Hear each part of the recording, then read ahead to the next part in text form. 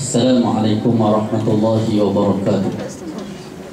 Alhamdulillah wassalatu wassalamu ala Rasulillah wa ala alihi wa sahbihi ajma'in.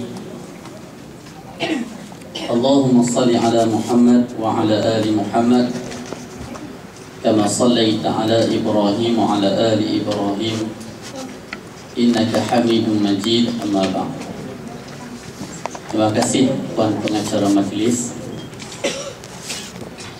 yang berbahagia, Datuk Haji Ibrahim bin Tanuci selaku Pengurusi Jawatan Kuasa Qariah Masjid, Datuk Ahmad Nordin yang berbahagia, Datin Habibah selaku Pengurusi Perwiba, Ahli Jawatan Kuasa Perwiba,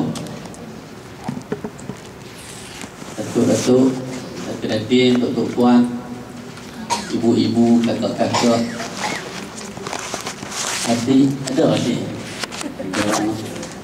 adik-adik yang dirahmati Allah sekalian.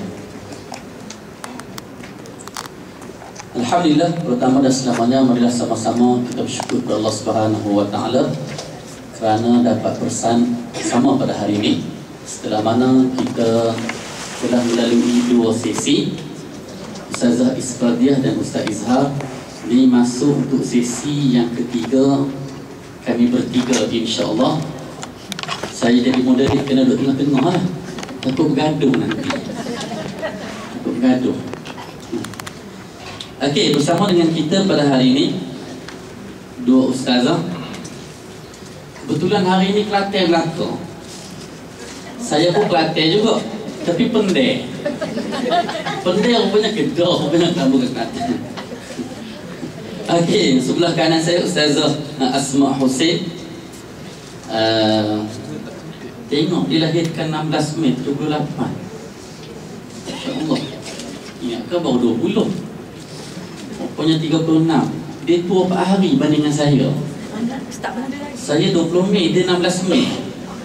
Oh. Tapi dapat tua saya kan? Tua lelaki tak kurang dengan tua perempuan kan? Okey, sekarang Ustazah tugas sebagai pensyarah. ACIS tu pada Ustazah is Akademi Pengajian Islam UiTM Shah Alam.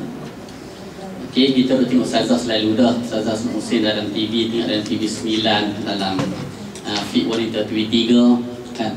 Sebelah kiri saya dia kalau chef sebut Ustazah dulu kan, sebut chef dulu. Chef dulu. Maksudnya dia masak dulu baru dia mengajar.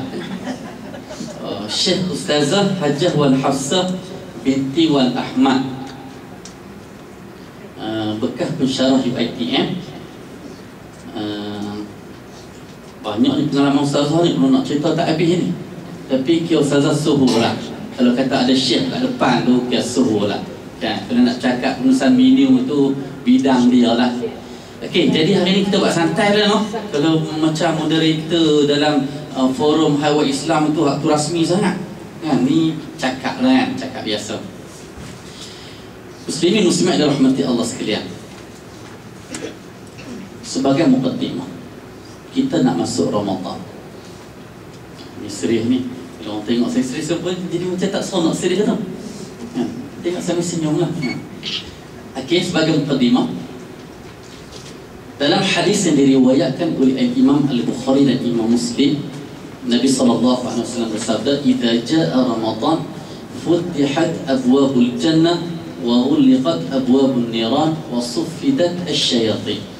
Nabi kata bila datang bulan Ramadan akan dibuka pintu syurga, akan ditutup pintu-pintu neraka dan syaitan akan dibelenggu.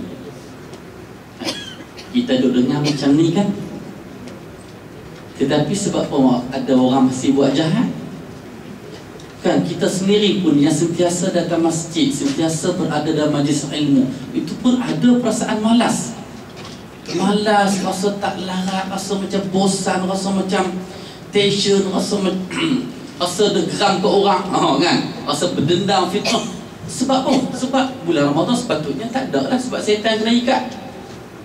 Okey, ada satu hadis lagi yang saya nak kongsi dengan puan-puan sekalian. Hadis yang diriwayatkan oleh Ibnu Majah yang jarang-jarang dibaca. Orang duk faham syaitan kena ikat semua, padahal ada syaitan yang terlepas. Sebab setan terlepas itulah yang manusia jadi setan juga tu. Okey, hadisnya berbunyi, sabar deh. Aziz, idza kanat awal lailatin min Ramadan sufidat asy-syayatin wa maratul jin wa ghuliqat abwabun nar falam yuftah minha babun wa futihat abwabul jannah falam yughlaq minha bab. Ada hadis yang panjang ni. Okey, Nabi kata bila masuk malam yang pertama dalam bulan Ramadan, kita dah tahu dah sekarang ni malam pertama bila 28 kan, 28 malam tu masuk maghrib tu dah 1 Ramadan, 29 tu jadi 1 Ramadan. Yang siang hari malam tu 28 malam, jadi tarawih malam tu lah. Anak bulan tengok bila? Anak bulan tengok hari Jumaat malam kan, Jumaat tu 29 Syaban. Tahun ni 30 Syaban dan 29 Ramadan. InsyaAllah tadi kita puasa 29 hari je. Kita baik tu sebenarnya. Okey, bila masuk malam pertama, Nabi kata bulan Ramadan akan diikat syaitan-syaitan wa maradatil jin, dan ketua-ketuanya. Seolah-olah hak jenis hak kepala-kepala ni, kalau kata general, hak atas-atas tu, Captain, Lieutenant, hak ikut pangkat, saya pun tak tahu susunan pangkat tu. Hak mana yang hak ganah-ganah ni semua kena tangkap. Hak bawah ni tak disebut dalam hadis ni. Maksudnya hak bawah ni hak yang orang tahu panggil kanyak-kanyak. Kelantan panggil apa? Yang haknya prebek-prebek. Prebek lah, faham lah prebek ni. Hak prebek ni, kalau iman macam kita tak terganggu. Betul tak? Kalau kita nak baca Quran, kita boleh baca. Sekarang ni nak baca Quran, belum tentu kita boleh baca. Kan? Mungkin dengan kapten kita lepas hari, dia hantar hak pangkat atas lagi, kena lagi tak? Ramadan tak? Ramadan, hak mana yang sebelum bulan Ramadan, dia ada masalah dengan diri dia, ada masalah dengan ibadat, masuk bulan Ramadan, sama sahaja. Sebab yang duk kacau dia selama ni, hak prebek ni je. Okey, selesai situ. Sekarang ni nak bincang isu pengurusan kewangan dan pengurusan minum. Bila kita tahu dah kata setan, jin hak jenis hak nangoi-nangoi ni, hak prebek-prebek ni masih dilepaskan. Sebab tu tak pelik kalau kita membazir, kita boros, kita kedekut, kan, kita makan berlebihan, membazir, kan? Sebab apa? Sebab asas hadis menceritakan masih ada syaitan-syaitan yang dilepaskan. Okey, kita terus persoalan yang pertama. Penonton duk tengok muka ustazah lama dah. Orang kata ustaz dah lah duk sini cakap banyak-banyak, bagi orang luar sama, kan? Okey, ustazah, Al-Quran sebut walladzina idza anfaqu lam yusrifu wa lam yaqturu wa kana baina dzalika qawama. Surah Al-Furqan. Allah kata, dan mereka ni Allah puji ni. Ayat ni setelah mana Allah sebut wa ibadur rahman, hamba-hamba Allah yang Allah iktiraf, ialah mereka apabila menafkahkan, apabila berbelanja, lam yusrifu, tidak boros, wa lam yaqturu, tidak kedekut, wa kana baina dzalika qawama, tapi perbelanjaan mereka pertengahan. Jadi kita berbelanja pada bulan Ramadan ni, ada yang direct ke akhirat dan ada juga yang berkaitan dengan keduniaan. Silakan ustazah. A'udzubillahi minasyaitonirrajim. Bismillahirrahmanirrahim. Alhamdulillahirabbil alamin, wassalatu wassalamu ala asyrafil anbiya wal mursalin wa ala alihi wa sahbihi ajmain. Assalamualaikum warahmatullahi wabarakatuh. Jadi alhamdulillah, saya sebenarnya kalau ustaz cakap lebih panjang lebih bagus kot. Sebenarnya sepatut saya jadi moderator ustaz ke sini. Dengar cara ustaz baca Quran pun dah takut dah. Namun begitu, hari ini alhamdulillah kita rafakkan kesyukuran terhadap Allah SWT kerana diberi peluang oleh Allah SWT untuk kita berada dalam majlis yang diberkati oleh Allah. Sebenarnya ini bukan kali pertama saya sampai sini. Dulu-dulu saya belajar dekat Universiti Melaya, sebelah ni je. Kalau time puasa, ada juga time ni kita datang buka puasa sini. Maklumlah belajar kan. Belajar dulu kita gantung periuk, raung masjid cari makanan kan. Termasuklah sini adalah tempat favourite kerana mungkin tempatnya lebih kondusif. Tapi tak sangka lah hari ni datang nak mengajar orang di sini pula Ustaz. Macam mana ni Ustaz? Kalau nak kira dari segi pengurusan kewangan, saya rasa orang di sini lagi canggih kot daripada kita Ustaz. Tapi kita tengok baliklah dari sudut pandangan Islam bagaimana pengurusan kewangan yang sebenarnya. Bila nak cakap tentang pengurusan kewangan di bulan Ramadan, kita kena faham pengurusan kewangan di peringkat umum dulu. Dalam Islam, pengurusan kewangan ni dia sangat penting. Kerana Islam ni dia menggalakkan kekayaan. Bukan maksud saya kekayaan tu harta yang banyak, tapi maknanya apa-apa yang dikaitkan dengan kekayaan, kekayaan hakiki, itulah yang paling disukai oleh Allah SWT. Dalam Al-Quran Allah menyebutkan asyaitan ya'idukumul faqra. Syaitan itu menjanjikan kepada kamu kefakiran. Pasal apa syaitan menjanjikan kefakiran? Sebab dengan kefakiran, tak kiralah kefakiran kewangan, kefakiran ilmu, kefakiran akhlak, akan menyebabkan manusia ini boleh terceroboh dalam perangkap-perangkap syaitan. Boleh merosakkan manusia itu sendiri. Sebab itu apabila orang yang tidak cukup duit, contohnya, saya baru ni ada buat program seminar etika perniagaan Islam kepada pelajar-pelajar yang ambil subjek saya. Saya ngajar etika berniaga Islam Ustaz, walaupun taklah pada berniaga. Jadinya dalam tu saya jemput Cik Syamsuddin Kadir. Dia ni salah seorang konsultan kewangan yang terkenal tapi agak Islami juga kan. Lalu dia katakan, bila dia buat survey, dia kata, dia tanya kepada orang yang mempunyai duit. Dia kata, kamu kalau nak kerja, belajar tentang bisnes ni, kenapa? Orang yang punya duit, dia kata, kalau dengan maknanya seorang Islam yang bagus, dia kata, saya belajar untuk buat bisnes ni untuk meningkatkan perniagaan ibu dan bapa saya, pertama. Yang kedua, sebagai jihad ekonomi. Ada perkataan jihad tu keluar. Tetapi bila dia buat survey kepada orang yang kurang berkemampuan, maknanya pelajar-pelajar yang baru keluar, mungkin tak ada lagi harta dan sebagainya, kenapa kamu belajar tentang bisnes ni? Oh, dia kata, Cik Syamsuddin, dia kata saya belajar ni sebab saya nak mempunyai sekurang-kurangnya kereta, rumah, bantu mak bapak, harta dan sebagainya. Kenapa dua jawapan ni berbeza? Kita nampak, ada ke orang jawab macam ni? Memang ada. Sebab kalau kita tanya kepada pelajar, itulah jawapannya. Dia sangat direct dan telus. Betul tak? Kenapa dua jawapan ni berbeza? Kerana yang pertama ni, dia membesar memang dengan kecukupan harta. Oleh kerana itu, harta ni adalah perkara kedua bagi dia, tapi yang paling penting adalah jihad.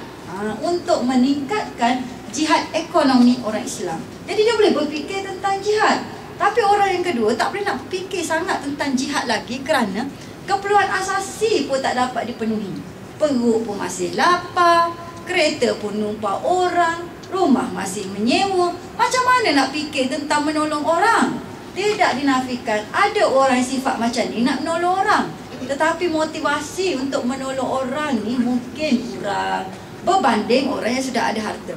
Sebab itu Nabi kan dia kata jangan tinggalkan waris-waris kita dengan kemiskinan. Pasal apa? Bila kita bagi ilmu, kita bagi agama, kita bagi pendidikan, kita bagi harta kepada anak-anak kita, jadi dengan harta, ilmu, agama dan sebagainya ini, dia akan cepat memulakan perjuangan jihad dia kepada menegakkan kalimah Allah Subhanahu Wa Taala.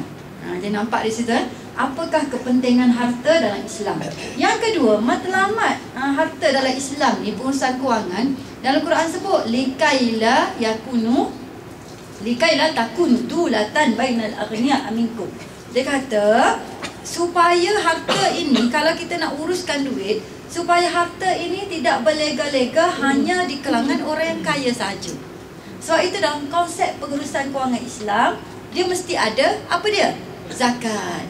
Sekurang-kurangnya zakat. Kalau orang tu malah nak tolong orang pun, sekurang-kurangnya dengan zakat tu, dia boleh memberi sumbangan terhadap edaran harta yang betul di kalangan masyarakat. Kita tengok pada hari ini, masalah utama dunia ialah apa dia? Apabila yang miskin terlampau miskin, yang kaya terlampau kaya. Sehingga yang kaya ni boleh duduk di rumah banglo, bukan satu biji rumah, sampai berpuluh-puluh biji rumah. Tapi yang miskin ni pula nak ada rumah pun tak, maknanya tak mampu. Contohnya macam ustazah, mana ustazah belakang, menguruskan homeless people. Betul tak Ustazah? Nak ceritanya dulu-dulu di Malaysia ni payah nak jumpa homeless people, kecuali mungkin dia penagih ke, mungkin otak ada masalah mental. Tapi sekarang homeless people ni ada di kalangan orang biasa. Kenapa? Setengah tu bila diinterview, mereka bukan tak mau ada rumah, tetapi tak mampu.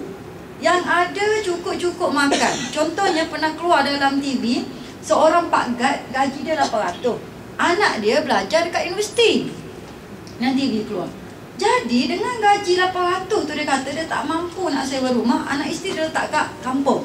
Jadi dia kirim dekat kampung sikit, dia kirim duit dekat anak dia yang belajar di universiti.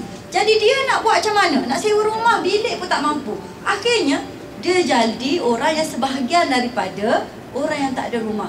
Tetapi pakcik ni bagus sikit, dia berpindah daripada satu masjid ke satu masjid. Siang hari kerja sebagai Pak Gad. Nak ceritanya dalam masyarakat kita hari ni ada orang macam ni.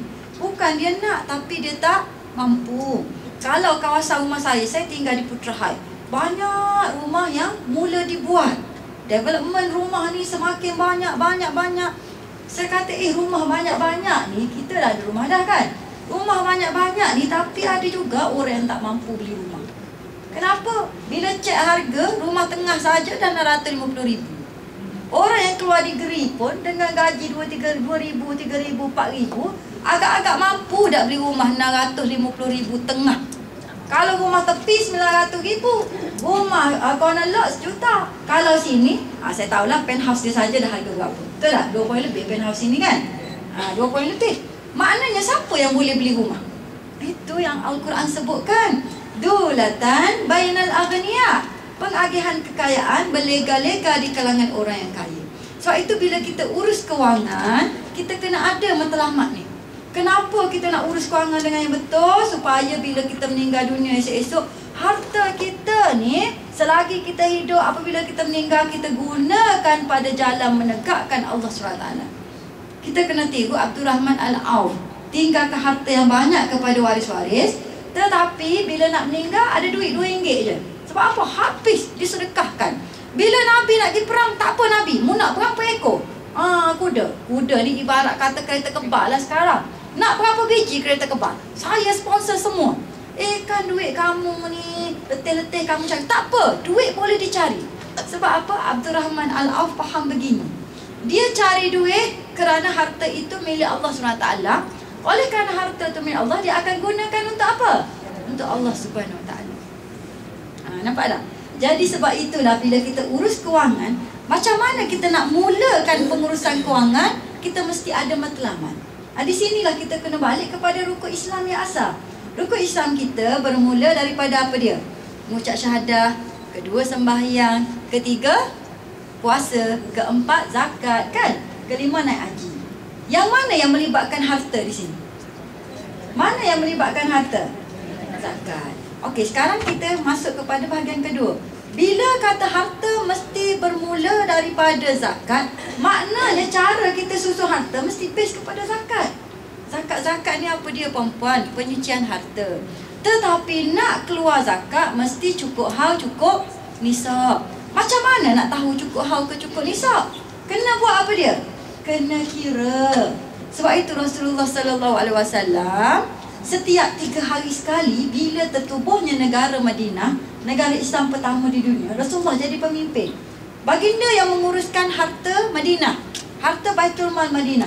3 hari sekali baginda latih Huzaifah Al-Yamani sebagai auditor. Huzaifah ni mesti datang jumpa Rasulullah, audit. Cerita pada Rasulullah perbelanjaan berapa, pendapatan berapa. Sebab itu saya berani kata Rasulullah ketika itu sudah pandai menggunakan akaun yang double tu, buku ledger. Puan-puan, masa puan-puan ngurus kewangan, ada tak puan-puan tulis debit kredit? Tulis tak debit kredit? Wah, kalau accountant betul lah, ada yang bagus je. Saya tulis. Sebab apa? Sebab Nabi buat. Kenapa kita tak nak buat? Bila was kita ada debit, debit ni maknanya duit masuk berapa, kredit duit keluar berapa. Bila hujung tahun kita balance account. Ustazah, macam mana nak balance account? Dulu dah belajar tapi tak guna. Kau ustazah takkan belajar balance account? Setakat basic balance takkan tak boleh, betul tak? Basic balance account. Pasal apa nak balance account? Supaya hujung tu boleh keluar zakat ke tidak boleh keluar zakat. Dah zakat sifat dia tak boleh main agak-agak. Oh, tahun ni Ustazah saya rasa lah saya keluar 10,000. Kenapa zakat pakai rasa-rasa? Lepas tak zakat kalau rasa-rasa? Agak-agak lah puan-puan kata, puan bagi kat ustaz ni, ustaz, memandangkan saya tengok ustaz ni, kan, maka ustaz ni berjihad fisabilillah, saya bagi duit kat ustaz ni. Lepas dia pakai bagi duit kan. Berjihad saya bagi duit kat ustaz ni. Saya rasalah zakat dah kira-kira campur lebih kurang, zakat saya 10,000. Agak-agaklah puan-puan, bila puan-puan guna lebih kurang macam tu, zakat tu dikira zakat ke tidak? Tidak. Zakat ni dia punya sifat mesti exact figure. Maknanya kita kira bila balance account keluar berapa? RM20, 20 sen. Kena kira. Tapi masa kita nak bagi zakat, kita nak pelebih tu suruh kira. Sedekah. Okey, zakat saya tahun ni 8,795 30 sen. Keluar juga 30 sen. Sebab dia kira satu-satu kan. Kemudian okey, takkan nak bagi dengan sen-sen pada ustaz ni, suruh bagi kepada asnaf. Okey, saya dah tahu berapa 8,000 lebih ni, tapi saya cukupkan jadi 9,000. Itu baru sah. Kalau puan-puan pakai agak-agak saja, saya bimbang zakat itu tak jadi zakat tapi jadi sedekah. Nampak tak? Itu kita kena urus kewangan. Target kita ialah hujung tahun boleh keluar zakat. Dan sifat zakat ni dia mesti setiap tahun naik. Kalau selama 20 tahun duk bayar zakat 5,000, 20 tahun dah 5,000, adakah itu tandanya iman kita meningkat ke tidak? Islam kita meningkat ke tidak? Tidak. Sebab sifat rukun Islam ni dia kena meningkat. Betul tak? Sebab itu kita bekerja bersungguh-sungguh. Pasal apa? Target kita kalau tahun lepas boleh keluar 800. Tahun ni kita target kalau boleh 850 keluar zakat. Sebab tu orang Islam bila dia target zakat, dia ambil sumber mesti sumber pendapatan yang betul. Sebab pendapatan haram boleh keluar zakat ke tidak? Tak boleh. Yang kedua, dia mesti susun duit betul-betul. Sebab pendapatan zakat dia mesti perbelanjaan, tolak maintenance asasi sahaja. Kalau ada 5 kereta, yang ditolak hanya 1 kereta sahaja. Pak lagi keperluan mewah tak boleh tolak. Nampak tak? Kan macam mana? Pakai tolak semua. Debit, kredit pakai tolak semua. Kan macam mana?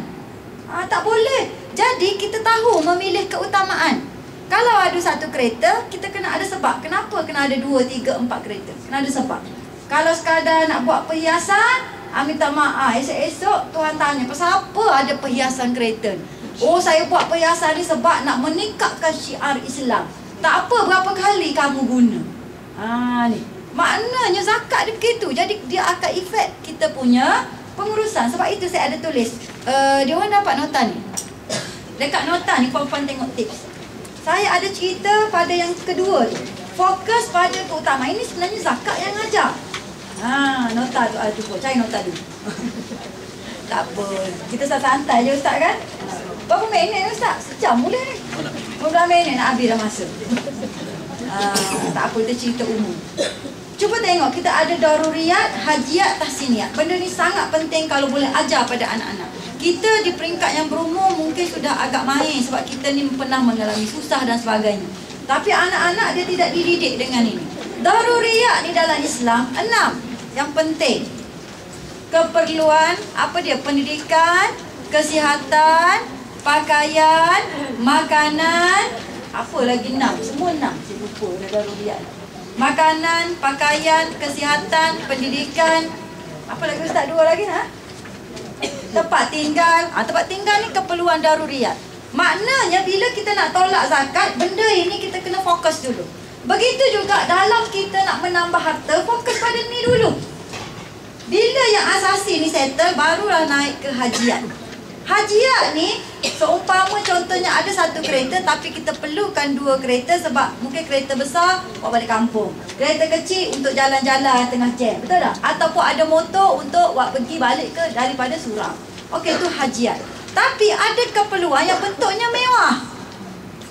Kan? Contohnya dah ada 1 rumah, mungkin kita nak sampai 5 rumah, 9 rumah, 10 rumah. Boleh. Tetapi dalam Islam setiap benda kita buat kena ada sebab. Pasal apa kita nak 9-10 rumah? Macam ni lah. Saya ajar perempuan Ada orang tanya saya, apakah hukum ASN, ASB? Contoh saya pening. Ada fatwa mengatakan halal, ada fatwa mengatakan haram. Mana satu saya nak ikut? Saya kata tepuk dada, tanya selera. Ikut suka hatilah.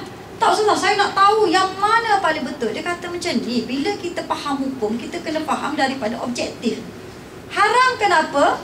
Kerana dalam ASN ASB tu ada lebih daripada 25% investment yang tidak patuh syariah. Sebab itu dia jadi haram. Ada genting, ada emas, ada Maybank yang bapak dia adalah konvensional. Betul tak? Riba. Seterusnya ada fatwa pula yang mengatakan halal. Kenapa jadi halal? Sebabnya berdasarkan maslahah, iaitu tempat berkumpulnya kekuatan modal orang Islam di Malaysia. Kalau semua pakat keluar, daripada mana modal untuk membangunkan negara dan membangunkan orang Islam? Nampak tak sekarang? Pasal apa dia jadi halal? Sebab untuk menjaga kepentingan ekonomi. Jadi sekarang kita nak keluar ke tak nak keluar duit? Nak keluar ke tak nak keluar? Ustaz, masuk dah ASN Ustaz? Senyum Ustaz. Ustaz geru nak jawab, dia takut saya pakoh dia tu. Saya perempuan, saya declare saya tak masuk. Saya declare saya tak masuk. Saya tak masuk. Minta maaf bukan ada kerja PMB. Abang ipar saya pun PMB juga. Tapi kena dengar dulu penjelasan saya betul-betul. Saya tak masuk ASN ASB kerana saya ada alternatif. Bagaimana nak mengembangkan duit saya lebih efisien daripada saya letak dalam ASN ASB. Dan dengan duit saya boleh membantu juga mengukuhkan ekonomi orang Islam. Sebab saya ada alternatif. Tapi kalau orang yang tak ada alternatif, buat keluar duit, saya kata makcik, kenapa buat keluar duit daripada ASN tu? Oh, dia kata dia buat keluar duit. Lepas tu tahulah bila keluar Ustaz, anak ni minta, lepas tu pergi shopping sana, berjalan sana, simpan macam tu. Oh, ini salah. Sebab niat kita masuk ASN untuk membantu ekonomi orang Islam. Bila nak keluar, niat tu kena sama dah. Niat kena sama. Bila buat keluar, kena cari satu perniagaan yang boleh kita, ataupun alternatif investment yang boleh membantu kita mengukuhkan ekonomi orang Islam. Saya kata, macam hari tu saya forum dengan Ustaz Zahzan. Saya kata jual buku macam Ustaz Zahzan ni, pendapatan dia lebih untung daripada 7-8%. Dan dia boleh membantu masyarakat. Dia boleh buat program percuma, boleh buat buku dan sebagainya, jihad melalui penerbitan buku. Betul tak? Sebab kalau Ustaz Zahzan ni dia Telaga Biru, lawan dengan company besar-besar yang buku, memang tak boleh nak lawan, betul tak? Tapi dia jihad, buka bisnes. Tinggalkan datang pensyarah, fokus kepada penyediaan media dan penyediaan bahan bacaan untuk orang Islam. Jihad tak? Tak payah masuk SNSP. Kecuali lepas dia meniaga tu ada juga duit lebih. Sampai berlambat-lambat tak tahu nak letak ke mana, habis fikir nak masuk ASN. Tapi kalau keluar duit daripada ASN, puan tak buat apa-apa, kalau berlaku apa-apa dalam masyarakat berkaitan dengan kewangan, ketika itu kita pakat tanggung dosa ke tidak? Okey, yang ketiga pula bila kita kata orang Islam ini berkaitan dengan bulan Ramadan pula, saya nak ceritakan konsep Ramadan. Ramadan selalu orang kata bulan ibadat. Saya minta maaf, bagi saya dia bukan bulan ibadat semata-mata.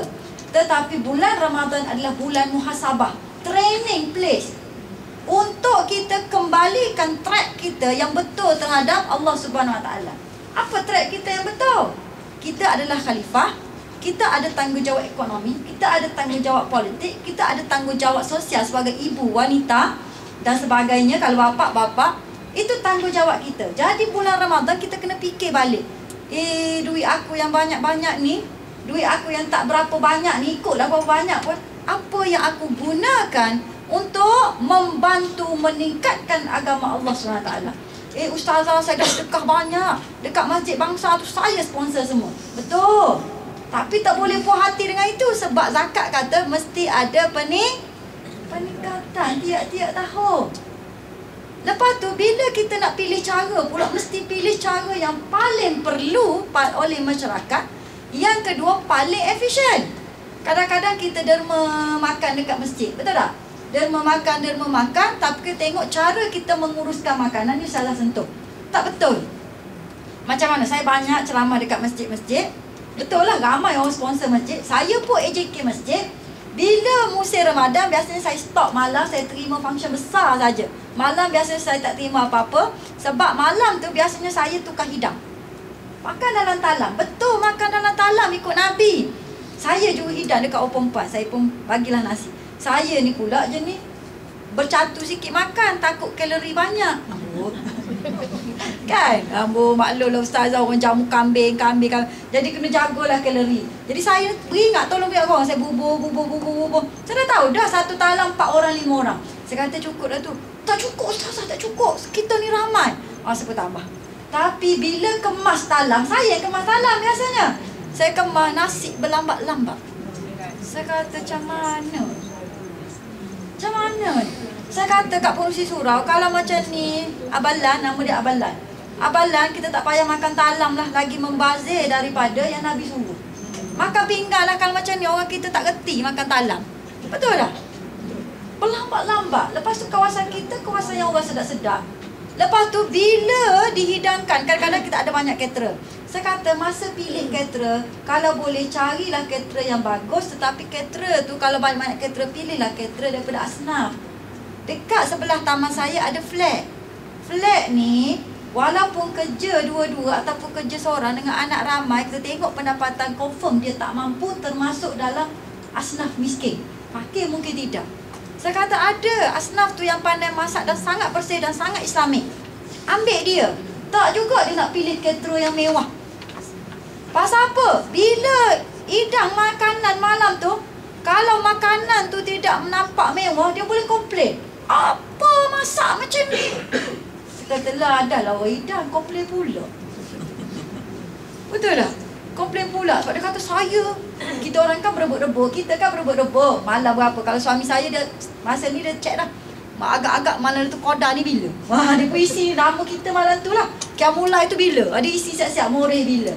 Masalahnya, kadang-kadang ketika kita menguruskan itu tidak betul. Bila tidak betul, tercapai tak matlamat pengurusan kewangan, itu tak termasuk lagi pengurusan harian. Okey, sampai situ dulu. Mungkin saya serah dulu pada Ustaz dan kemudianlah kita sambung lagi. Wallahualam. Okey, terima kasih Ustazah Asma. Kita hanya bisa bercakap. Dengan orang cakap rasa tak hati rasa. Silap jadi moderator hari ini. Okey. Ustazah okey? Tak tenggelam dalam question ni. Nasib kita tak bagi question mana ingat.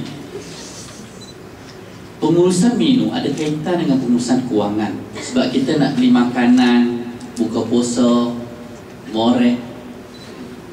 Lepas tu sahur satu ni. Sedap buka puasa masjid sini. Sedap no? Sini kawasan first class. Alhamdulillah. Kena risau juga. Kadang dia main sini ni pura-pura je kata sedap. Dulu kata tak sedap. Tanya api lah. Okey. Jadi kita pengurusan menu sekarang ni agak penting lah. Sebab 2 hari lepas The Lancet dia majalah yang buat kajian tentang orang Asia ni. Maksudnya negara mana yang paling ramai sekali penduduk yang berat badan dia yang obesity. Lancet Lancet ni untuk sebutnya lah. Saya kukuh orang putih ni beli lidah sikit. Dalam kajian terbaru, penduduk Malaysia lah antara yang paling ramai mempunyai berat badan yang berlebihan, termasuk saya. Cuma dia tak letak lah tu, termasuk Ketua Imam Masjid Bangsa, dia tak letak lah. Cuma saya agak sebab saya sepadan obesity saya tu 85 kat atas, ni lajak lebih sikit kan. Okey, jadi nak minta Ustazah bentang sikit lah kepada kami ni. Kami ni 1 jam. Sebab kena buka puasa ni, kalau ikut sunnah kan dalam hadis riwayat Tirmizi, Anas kata kana Rasulullah sallallahu alaihi wasallam yuftiru ala rutabat qabla ay yusalli fa in lam takun fa ala tamarat fa in lam takun hasawat mimma. Anas kata sesungguhnya Rasulullah sallallahu alaihi wasallam apabila nak buka puasa, baginda akan makan 3 biji rutab. Rutabat, riwayat lain sebut 3 biji rutab. Kalau tak ada rutab, cuma rutab ni disebut dalam hadis tu qabla ay yusalli, sebelum baginda sembahyang. Jadi sunnahnya kita makan baru kita sembahyang, kan? Bukan sembahyang dulu baru makan. Setengah orang dia nak tunjuk alim. Dia kata tak apa nak makan dulu lah, aku nak sembahyang dulu. Dia telah menyanggahi sunnah. Dia kena makan dulu. Cuma makan tengok juga, jangan ikutlah hak yang fatwa hak lama dulu dia kata korek tak hidung batal puasa. Dia korek tak hidung batal puasa jika tak hidung tu dia makan. Tu. Tak, sebab fatwa ni kadang kita tengok lubu raya kan, orang sakut dalam jam, dia lupa nak beli makanan. Dia berkorek dan nak bagi batal. Tak batal, korek hidung. Tu bukan makanan. Fa'ilam takun, kalau rutab tak ada, rutab di kurma yang lembut. Yang lembut, cari yang tu dulu. Kalau tak ada, fa'ala tamarat, baginda akan buka puasa dengan tamar. Tamar ni kurma kering. Fa'ilam takun, kalau tak ada tamar, baginda akan minum air. Air tu air kosong lah. Dalam hadis tu 3 biji rutab. Sebelum sembahyang, kita sebelum sembahyang 3 pinggan lah. 3 pinggan, 3 jam. Orang tak sampai dah tahap tu. Tapi nak ceritanya, masa rokok tu rasa macam air keluar. Kan? Air keluar masa rokok tu. Sujud lagi lah. Kan? Orang kata, oh bagus dia ni sujud sampai basah tempat sujud dia. Mesti dia menangis kan ketika sujud. Rupanya tak keluar ke hidung. Kan? Punya banyak. Kan? Jadi ini nak minta Ustazah cerita sekilas tentang urusan menu yang seimbang, yang macam mana cara Islam nak didik penganut dia. Sebab bulan puasa ni tak makan tu ibadat, makan pun ibadat. Macam mana tu? Silakan saya.